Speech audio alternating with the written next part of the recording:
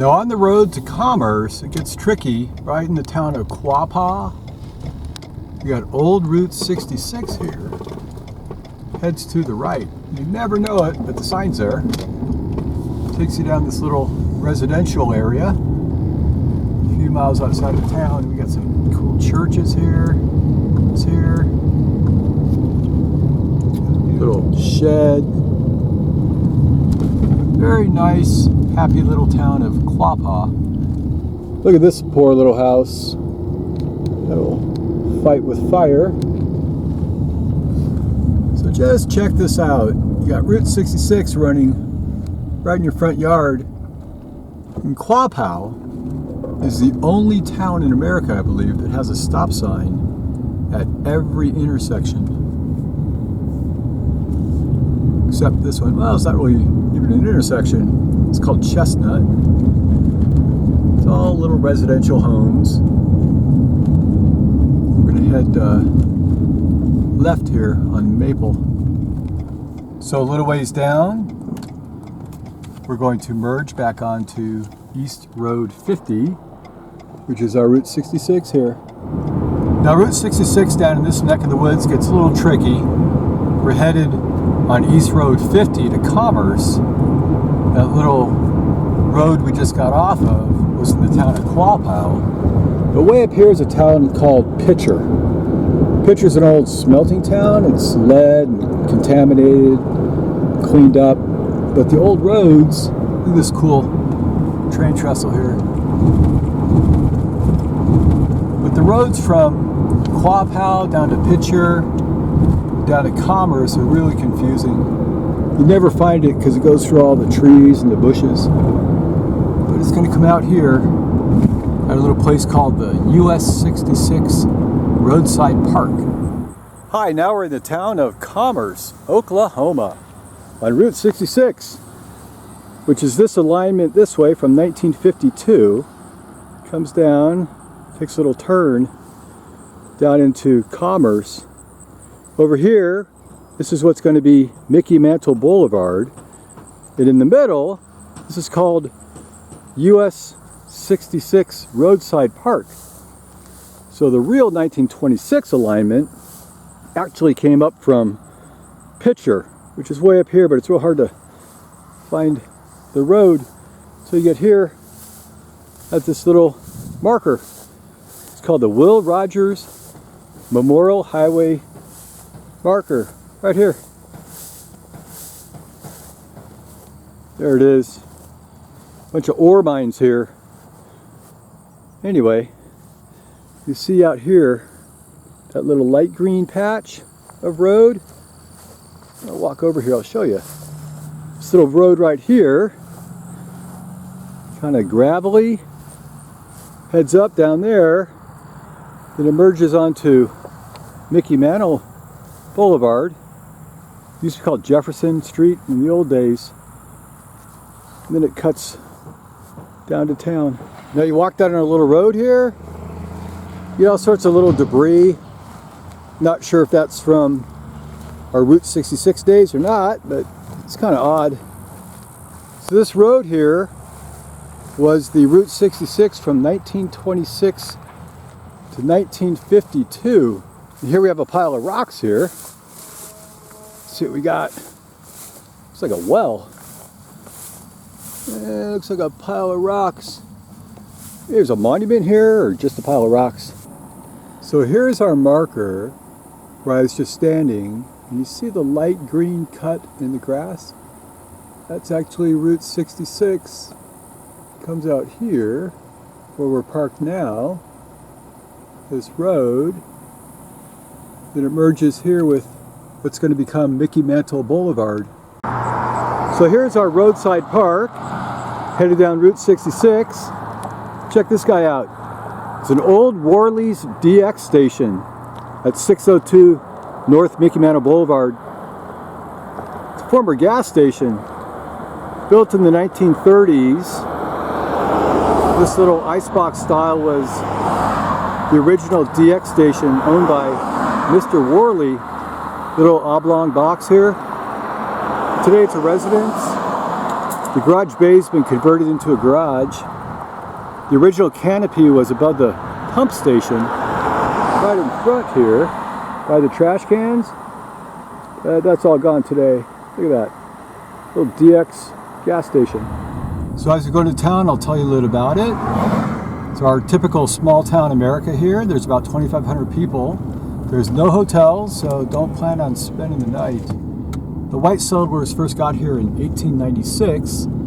They set up a little mining camp called Hattonville after a guy named Amos Hatton. He started the Emma Gordon mine to extract zinc and lead. So Commerce, this is where Bonnie and Clyde killed a police officer in 1934. Also the boyhood town of Mickey Mantle, we all love and enjoy, from the Yankees, number 7. So now we're on Commerce Avenue.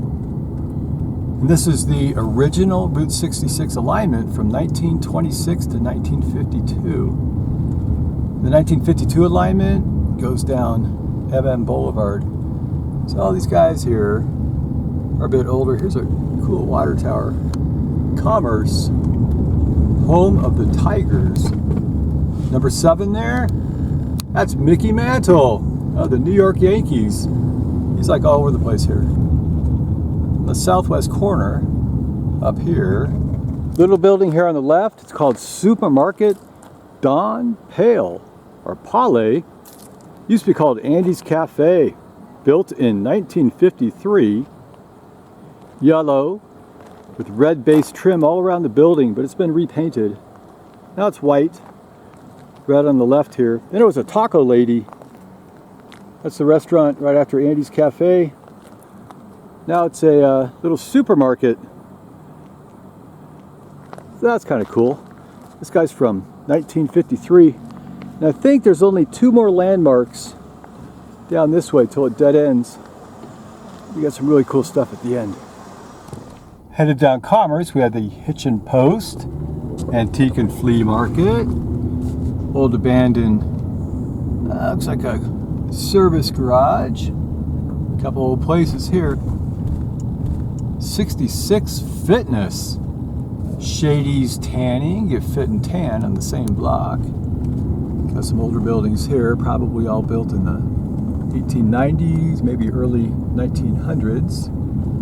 But straight ahead right there, that's the Dairy King. So now we're looking down Route 66 to the east. We've got our water tower up there with the great number 7. All these old buildings on Route 66. Headed this way, made a really wide turn down Main Street. This is Route 66 now, called Main Street, but at the end, it's the Dairy King. It's a great preserved, repurposed gas station on Route 66, little cottage style gas station, dates back to the 1930s. So originally, this guy sold Marathon gas, then later sold Tidal, owned by a guy named Landon Broyles. That's a Dairy King on Route 66. Got that cottage feel, so it fits in with the neighborhood.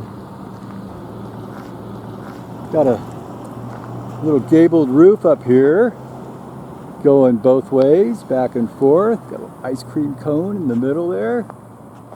And the pump island, of course, is underneath the canopy.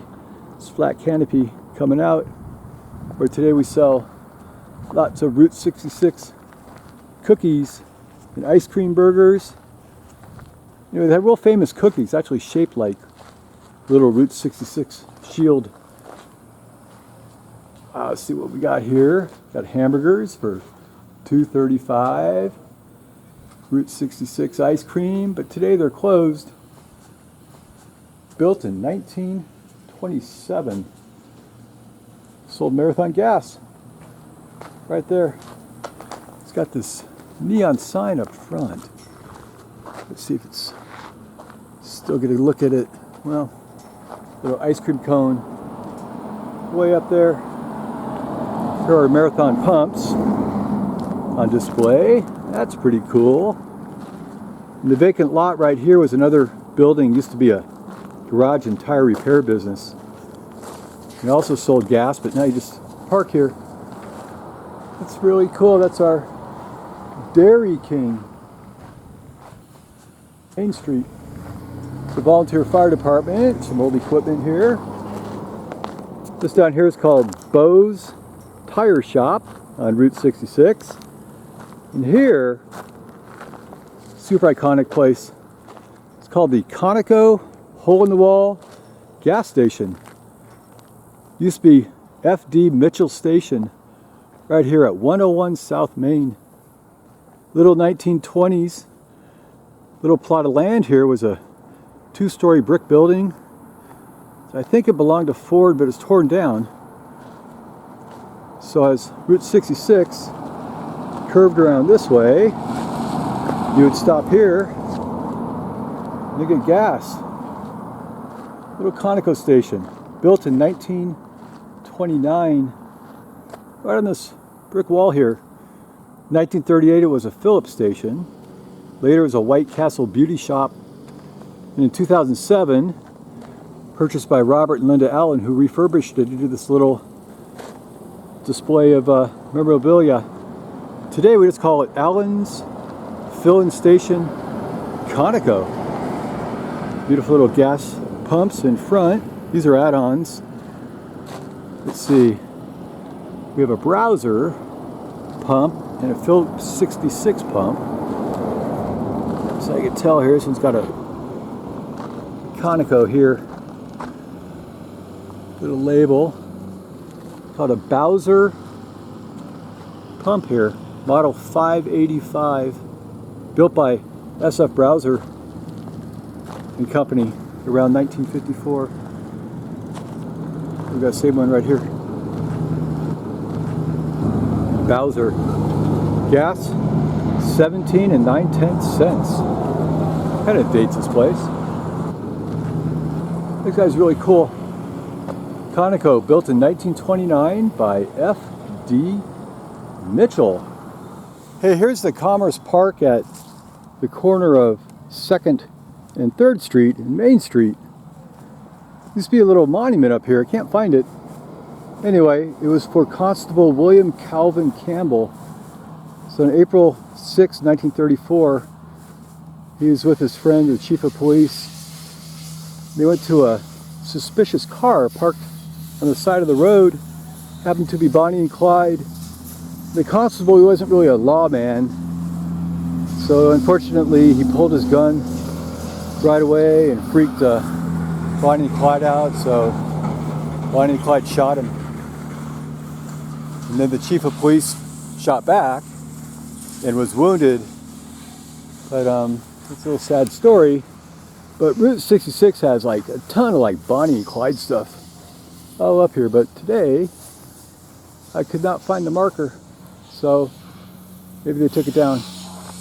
All right, we're gonna head south on Main Street to check out Mickey Mantle. Hey, this is really cool. Here we have the boyhood home of Mickey Mantle, the great number 7 New York Yankees, the Commerce Comet. So Mickey was born in 1931, but he lived here from 1934 to 1944. Really simple house. 1930s mining community home. Got the wood siding here. White framed house. Beautiful white porch in front. So Mickey would sit here after school, wait for his father to come home, and what they do is his father would pitch Mickey Mantle here, teach him right-handed hitting, and his grandfather would also pitch, using this as a backstop, teach him how to hit left-handed. So Mickey was one of the greatest switch hitters in all American history for baseball. Get the bat out of the shed here, probably. Right here. Let's see the bat in here. Anyway, look at this bitchin' barn. Imagine we got Mickey Mantle's old bat lined up here. Maybe some balls or something. He's sitting on the porch waiting for his dad to come home. Anyway, so his dad would pitch from the house towards Mickey here, where I'm standing, and Mickey would hit the balls over the house, into the house, strike out, switch hit, play a little game where they got points. If you hit it over the house, it'd be like a home run, broke a window, maybe a grand slam, something like that. Anyway, you might see some dents here in the house caused by all the balls that Mickey Mantle hit at their house. I don't know. Maybe down here in the grooves, who knows, but also where he missed any strikes. Be big dents in this metal shed. It's kind of falling apart. That's really, really cool. So Mickey went on to play semi-pro with the Baxter Springs Whiz Kids. He got recruited by the New York Yankees in 1951. He wanted to play World Series in his rookie year. He played at the Yankees for the next 17 years. He played with or against greats like Yogi Berra, Jackie Robinson, Willie Mays. One time Joe DiMaggio stepped on his ankle. I think he might have been out for the game. That's kind of scary. There's a statue of Mickey Mantle at the Commerce High School. About a mile down the road we're going to take a look at. Anyway, it's the boyhood home of Mickey Mantle. Got a little plaque up here. Talks all about Mickey Mantle and how great he is. Anyway, his art was switch hitting. Oh man, that's perfect. His dad worked in the mines. Here's Mickey Mantle's home right here. See that? This is his little living room. And this little house is like sacred ground. So nobody ever dares to mess with it. I mean, it's just a phenomenal thing out here in the city of Commerce. Hey, this building here on the left with the little eave right there, that's called Mullins Service Station and Rock Shop. This is the alternate Route 66 we have here. This is called the Little Cafe behind that green Serve Pro. Opened in a long time ago. Got that great neon sign up front. Here's our last stop in Commerce, Oklahoma, at the Commerce High School right here. It's a huge high school. Holy smokes. This is called Mickey Mantle Field, the great number 7. And here's Mickey Mantle, the Commerce Comet, class of 49. Just beautiful. It's like the best thing to ever hit Commerce is this great man. The best thing for America. Here we go. Mickey Charles Mantle, a great teammate. Just beautiful statue and tribute to this American icon. Great all-around man and great guy. Everybody loved Mickey Mantle. Holy smokes. Well, that's our little Route 66 tour of Commerce out here in Oklahoma. We're headed down Route 66 alignment here. This is 1952 alignment to the town called Miami. All right, thanks for watching. Have a great day. Bye.